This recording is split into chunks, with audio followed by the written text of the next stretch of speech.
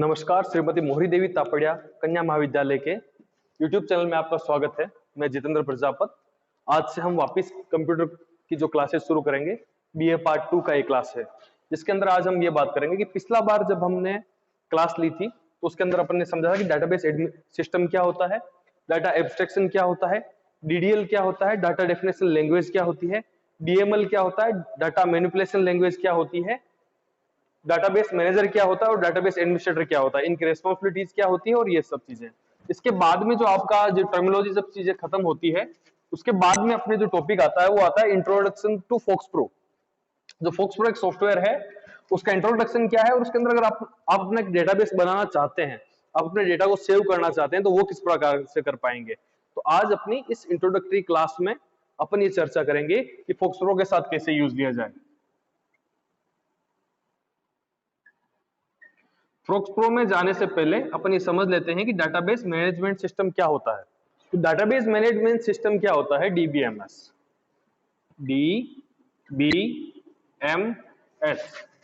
Data क्या होता है?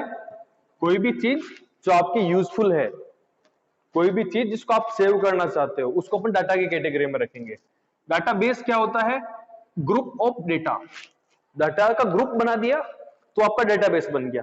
सिमिलर टाइप ऑफ ग्रुप, जैसे आप स्टूडेंट का डाटा बना रहे हो तो उसमें सारे स्टूडेंट हैं और उनका अगर डाटा आप एक जगह पर रखते हैं तो उसको अपन कहेंगे डाटाबेस। मैनेजमेंट सिस्टम क्या होता है? इस डाटाबेस को, जो डाटाबेस बन रहा है उसके अंदर, जो डाटाबेस बन रहा है उसके अंदर उसको कैसे मैनेज किया जाएगा, कैसे उसके अंदर डेटा ऐड होगा, कैसे उस डेटा को सेव किया जाएगा और उस डेटा का यूज क्या रहेगा आगे, उसको अपन चर्चा करते हैं। उसको कहते हैं अपन डाटाबेस मैनेजमेंट सिस्टम। ये जो डाटाबेस मैनेजमेंट सिस्टम होता है वो एक फाइल क्रिएट करता है, उसके लेबल करता है, रिपोर्ट जनरेट करता है, ये सब चीजें। इन्हीं सब चीजों के एग्जांपल्स जो हमने पहले भी बताए हैं, उसके अंदर ओरेकल आता है, माइक्रोसॉफ्ट का DB, उसी की कर्म में आता है फोक्स प्रो। फोक्स प्रो एक बहुत ही सिंपल सॉफ्टवेयर है जिसका यूज अपन लेते हैं एज ए डाटाबेस एडमिनिस्ट्रेटर। तो डाटाबेस एडमिनिस्ट्रेटर को पढ़ने के लिए अपन सबसे पहले इसकी समझेंगे कि फोक्स प्रो को क्यों यूज लिया जाता है। फोक्स प्रो जो जनरल काम करता है उसमें यह है कि वो एक डाटाबेस बनाता है, उसके अंदर फॉर्मेट को डिफाइन करता है और उसके अंदर डाटा को स्टोर करवाता है। उसके अंदर आप रिकॉर्ड ऐड कर सकते हैं अपने डाटाबेस के अंदर, आप मॉडिफाई कर सकते हो, उन जो रिकॉर्ड्स आपने सेव कर रखे हैं उनको एडिट कर सकते हो, उसके अकॉर्डिंगली आप उसके अंदर सर्च कर सकते हो। जैसे आपने कहा कि 1 से लेकर 10 तक स्टूडेंट्स हैं जिनके नाम है, जिनकी एज है, जिनके फादर्स नेम है और जिनका क्लास नंबर है। अब आप ये कहते हो कि 10th क्लास के सारे बच्चों का डेटा मुझे अगर चाहिए, तो अगर ये काम अपन को करना है तो ये फोक्स प्रो आपकी इसके अंदर हेल्प करता है। उसके बाद अपन ने देखा कि जैसे कोई बच्चा पास आउट हो जाता है आपकी क्लास से, 3 साल खत्म हुए, ग्रेजुएशन खत्म हो गई, तो वो आपका स्टूडेंट नहीं रहा, तो उसको डिलीट करने के लिए भी काम आता है। कई बार कोई अपना नाम चेंज करवा लेता है तो उसके अंदर एडिट करने के लिए भी, उसको अपडेट करने के लिए भी काम आता है। तो इसी के अंदर जो 3 चीजें जो आप सबसे पहले कोई भी डेटाबेस बनाने से पहले या फिर कोई भी डेटाबेस सॉफ्टवेयर के अंदर जाने से पहले आपको 3 चीजें समझने की है, वो ये रहेगी कि field,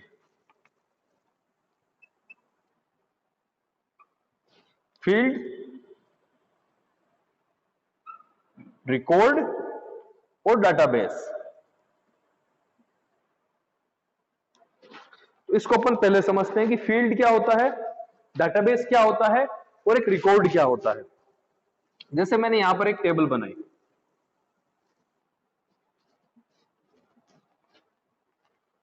serial number, name, age, class, 1 2 3, ABC 12 13 12 6 7 6। ये जो है एक तरीके से टेबल है, बहुत सारी टेबल्स मिलके एक डेटाबेस बनाती है। तो आपने देखा कि दूसरी चीजों की, जैसे यहां पर टीचर की अलग से हो सकती है, ये स्टूडेंट की हो गई, वैसे ही जो आपके यहाँ पर स्टाफ काम करता है उसकी हो गई, अलग अलग टेबल्स होती है। और टेबल, ग्रुप ऑफ टेबल्स को क्या कहां पर डालते हैं अपन? डेटाबेस में। रिकॉर्ड क्या होता है? ये वाला, एक स्टूडेंट का पूरा डेटा रिकॉर्ड कहलाता है। जैसे कहता है ना कि जाके देखो रिकॉर्ड में क्या है। रिकॉर्ड मतलब उसके रिलेटेड सारा डेटा, मतलब ये जो लाइन जो होती है, रो जो होती है, वो रिकॉर्ड कहलाती है। ये जो इसके अंदर पूरा डेटा है, उसका सीरियल नंबर क्या है, उसका नाम क्या है, उसकी एज क्या है, क्लास क्या है, ये सारी चीजें किस में आएगी, रिकॉर्ड के अंदर, क्योंकि रिकॉर्ड होता है, उसके रिलेटेड सारा डेटा होता है उसके अंदर। उसके बाद आता है फील्ड। फील्ड कहते हैं इसको। यहाँ पर फील्ड के अलग अलग नेम है, एज भी एक फील्ड है, क्लास भी एक फील्ड है, नेम भी एक फील्ड है, और सीरियल नंबर भी एक फील्ड है। तो अब मुझे ऐसा लगता है कि आप समझ चुके हैं कि क्या होता है एक रिकॉर्ड, क्या होता है एक फील्ड, और डेटाबेस किसे कहते हैं। डेटाबेस के बारे में अगर आपको ज्यादा क्लियरिटी नहीं मिल रही हो तो आप मेरे पुराने वीडियो जो मैंने डाल रखा है उसके अंदर देखें आप, उसके अंदर आपको बेटर तरीके से समझाया हुआ है, पूरा एक्सप्लेन करके समझाया हुआ है। तो अब अपन आगे ये चीज में, अब अपन चाहते हैं कि जो फोक्स प्रो है उसको इंस्टॉल कैसे करेंगे। इंस्टॉलेशन के लिए जो क्लास होगी वो जैसे ही कोरोना का ये पेंडेमिक खत्म होगा, जब क्लासेस लगेगी तो आपको प्रैक्टिकली समझाया जाएगा। और उसके बाद अपन बात करते हैं कि इसके अंदर काम करना शुरू कैसे करेंगे, कमांड कैसे दी जाती है, कैसे इस चीज को ओपन करना है अपने को। तो सबसे पहले अपन बात करते हैं कि कमांड कौन सी यूज लेते हैं एक डेटाबेस को क्रिएट करने के लिए। तो सबसे पहले जो इसके अंदर एक फाइल बनानी होती है आपको, जहां पर आप सारा डेटा स्टोर करोगे, उसके लिए क्रिएट का होता है। क्रिएट ये एक कमांड है इसका, जिसका यूज लेकर अपन टेबल बना सकते हैं। तो जैसे मुझे एक फाइल नेम बनाना है, फॉर एग्जांपल क्रिएट स्टूडेंट।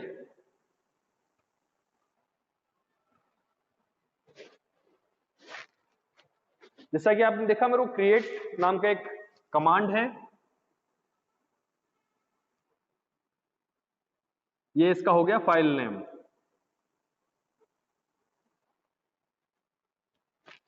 इस कमांड का यूज लेते हुए इस नाम की फाइल हम फोक्स प्रो के अंदर बनाते हैं, जिसके अंदर डेटा स्टोर होगा। ये क्या हुआ, ये कोई डेटा नहीं है, ये एक फाइल बनी है या डेटाबेस बना है इसके अंदर, या फिर एक टेबल बनी है।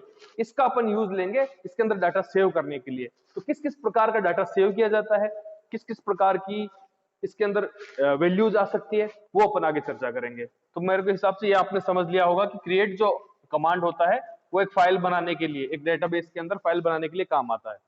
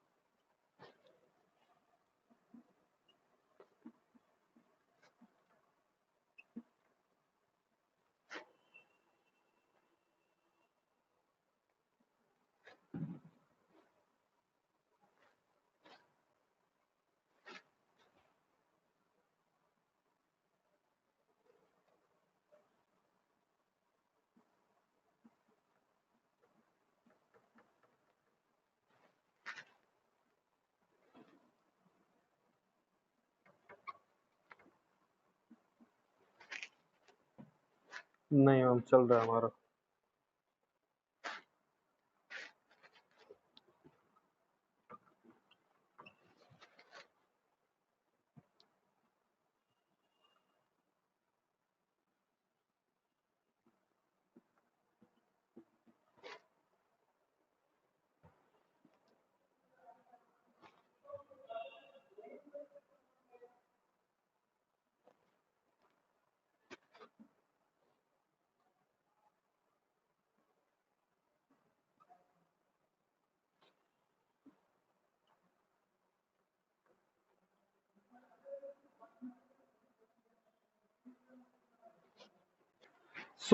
अभी अपन ने पढ़ा था कि किस प्रकार से एक डेटाबेस के अंदर फाइल बनाई जा सकती है फोक्स प्रो में।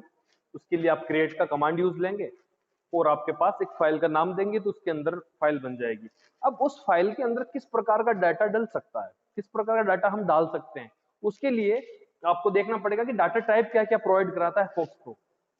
तो फोक्स प्रो ये character, numeric, float, date, logical, memo और जनरल 8 टाइप का जो डाटा टाइप है वो प्रोवाइड कराता है। इसके अंदर अब अपन समझेंगे कि किस किस प्रकार का डेटा है, इसकी मैक्सिमम लेंथ कितनी होती है, डिफॉल्ट विड्थ इसकी कितनी होती है, और इसको अपन समझेंगे कि इसके अंदर किस किस प्रकार का डाटा अपन डाल सकते हैं। जैसे आपको ये समझदारी रखनी होगी, जब आप डेटाबेस में कोई डाटा इनपुट कर रहे हैं तो आपको उसी प्रकार का डाटा डालना है जिस प्रकार का डाटा सुटेबल है वो। जैसे मैं अपने डेट ऑफ बर्थ जो है वो अगर न्यूमेरिक में डालता हूं तो उसका कोई वो यूज नहीं ले पाएंगे आप उस चीज को। जैसे आप कैरेक्टर है कोई, उसको आप न्यूमेरिक में डालोगे तो वो गलत हो जाएगा। जैसे आप न्यूमेरिक को कैरेक्टर में डालोगे तो उसके ऊपर आप मैथमेटिकल कैलकुलेशंस नहीं कर पाएंगे। तो इन सब से बचने के लिए आपको सबसे पहले ये समझना जरूरी है कि डेटा जो होता है वो किस किस प्रकार का आप इसके अंदर डाल सकते हैं, उसकी लिमिटेशंस क्या है, उसके अंदर आपको आजादी कितनी दी हुई है। तो अपन यहाँ पर समझेंगे पहला। तो फर्स्ट है ये है कैरेक्टर टाइप का। कैरेक्टर टाइप के अंदर क्या होता है, इसके अंदर आप ए बी सी डी ई डाल सकते हैं। इसका क्या होता है कि ए से जेड तक कैपिटल लेटर्स, ए से जेड स्मॉल लेटर्स और 0 से 9 की डिजिट। जैसे मैं यहां पर लिखता हूं 0 1 2 3 4 A B C X Y Z, ये जो है वो कैरेक्टर में आएगा। पर इसके ऊपर आप मैथमेटिकल कैलकुलेशंस नहीं कर सकते। तो इसके लिए आपको अगर मैथमेटिकल कैलकुलेशंस करनी है किसी नंबर पर तो उसके लिए फिर आपको न्यूमेरिक लेना पड़ेगा। न्यूमेरिक की क्या होती है, प्लस माइनस 0 से 9 तक। जैसे 0 1 2 3 4 5 6 1 0 0 2 3, ये प्लस का भी हो सकता है, ये माइनस का भी 500 जो नंबर है ये भी आपके न्यूमेरिक में ही आएगा। प्लस हो चाहे माइनस हो, जिनके ऊपर मैथमेटिकल कैलकुलेशंस हो सकती है ये इसके अंदर आएंगे। डिफॉल्ट इन दोनों की जो विड्थ होती है वो 10 होती है, 10 होती है। परंतु जब अपन बात करते हैं कि मैक्सिमम विड्थ जो होती है वो होती है 254 कैरेक्टर की, और 20 डिजिट तक मतलब इकाई, दहाई, सैकड़ा, ऐसे 20 तक ये आप इसके अंदर रख सकते हैं डेटा को।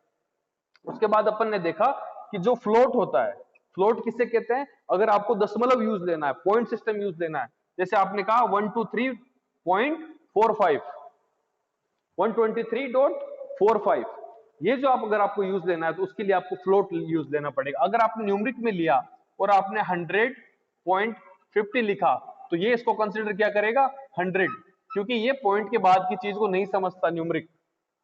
पर अगर आपको इसको इस तरीके से यूज लेना है कि 100 से 100.50 से 100 ही जाए, 0.50 ही जाए, तो फिर आपको यूज इसके अंदर लेना पड़ेगा फ्लोट।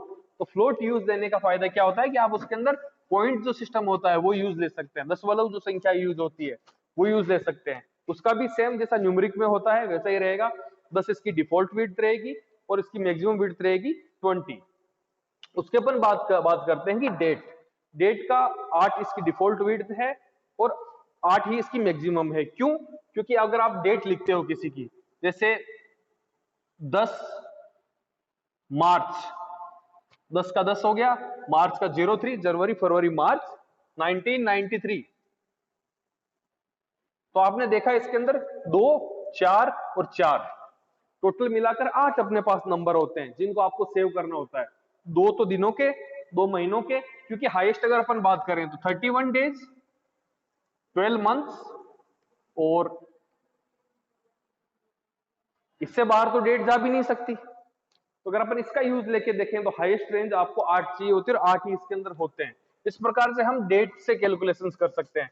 जैसे मैं ये पता करना चाहूं डेटाबेस में कि मेरे पास एक स्टूडेंट है, वो कितने दिनों से मेरी इस यूनिवर्सिटी का पार्ट है, तो उसके लिए आपको डेट का सिस्टम पता होना चाहिए। डेट अगर आपको पता होगा तो आप आसानी से चीजें निकाल सकते हैं। अब जो लॉजिकल होता है, लॉजिकल के अंदर एक ही उसकी वैल्यू होती है। जैसे अगर मैं बात करूं, मैं कहता हूं कि क्या लाइट का स्विच अगर ऑन पर है तो क्या वो ऑन है? तो या तो 0 आएगा या 1 आएगा इसका आंसर। अगर मैंने लाइट का स्विच ऑन किया तो क्या लाइट ऑन हुई? या तो ये सच बात है कि ऑन हुई होगी, या तो नहीं हुई होगी। अगर नहीं हुई होगी तो इसने कह दिया 0। 0 का मतलब नो, 1 का मतलब पॉजिटिव, यस। तो सिंपली इसको समझने के लिए आपको लॉजिकल जहां पर भी होता है, जो लॉजिक जहां पर होता है कि टॉस किया, हेड आया या टेल, सिंपल सा लॉजिक है। उसकी सिचुएशन में आप सिर्फ एक ही चाहिए होता है आपको कि या तो 0 आएगा या फिर 1 आएगा। 1 का मतलब पॉजिटिव, 0 का मतलब नेगेटिव, नो। ठीक है। उसके बाद अपन बात करते हैं कि जैसे मेरे को कुछ रिमार्क्स कई बार होते हैं कि मैं किसी व्यक्ति के बारे में कुछ चीजें लिखना चाहता हूँ, रिमार्क्स देना चाहता हूँ कि आपका स्टूडेंट जो है उसके रिगार्डिंग कुछ स्पेशल चीज है जो आप लिखना चाहते हैं। तो भाई स्टूडेंट की हिस्ट्री तो इनकी बहुत अच्छी है परंतु इनको ज्योग्राफी में काम करना चाहिए, कंप्यूटर साइंस में तो इनका प्रैक्टिकल बहुत अच्छा है पर थ्योरी में बहुत कमजोर हो रहे हैं। तो ये सब लिखने के लिए इस विड्थ से अगर आपको ज्यादा चाहिए, इससे ज्यादा आपको कुछ लिखना है, तो वो आएगा मेमो के अंदर। जब मेमो जो होता है वो एक टेक्स्ट बॉक्स की तरह होता है जिसके ऊपर अनलिमिटेड उसकी होती है। ऐसे तो इसके अंदर आपको 10 जो होता है वो डीबी फाइल के अंदर, डीबीएफ फाइल के अंदर आपको स्पेस मिलता है, परंतु आप इसके अंदर अनलिमिटेड लिख सकते हो चीजें, कितना भी लंबा चौड़ा उसके अंदर आप लिख सकते हो कि इससे रिलेटेड ये डेटा है इसके अंदर। उसके बाद आता है जनरल। जनरल का यूज भी मेमो जैसे ही है परंतु इसके अंदर ये होता है ओएलई, ओएलई का यूज लिया जाता है। इसकी भी जो विड्थ, मैक्सिमम विड्थ होती है अनलिमिटेड होती है और यहाँ पर 10 होती है। ओएलई क्या होते हैं ये अपन आगे के चैप्टर्स में जरूर समझेंगे, अभी ये थोड़ा कॉम्प्लिकेटेड हो जाएगा क्योंकि अपन इनिशियल स्टेज में है। तो आज अपन ने क्या क्या पढ़ा? सबसे पहले ये पढ़ा कि फोक्स प्रो क्या है, एक डेटाबेस मैनेजमेंट सिस्टम है। इसके अंदर एक फाइल कैसे बनाई जाती है, कैसे बनाएंगे अपन फाइल, क्रिएट करके, क्रिएट नाम लिखा वो फाइल बन जाएगी। क्रिएट करने के बाद उस पर्टिकुलर डेटाबेस के अंदर किस किस टाइप का डेटा पड़ेगा, कैरेक्टर पड़ेगा, न्यूमरिक या फ्लोट हो सकता है, या डेट फॉर्मेट में हो सकता है, या फिर लॉजिकल हो सकता है या तो हाँ या ना, या फिर मेमो हो सकता है कि बहुत ज्यादा कुछ लिखना है वो तब उसके अंदर। और ऑयली जो एलिमेंट्स होते हैं इनको डालने के लिए अपन ऑयली का जनरल का यूज लेते हैं। आज के लिए इतना ही। इस वीडियो को देखिएगा और अपने फ्रेंड्स के साथ शेयर जरूर करें।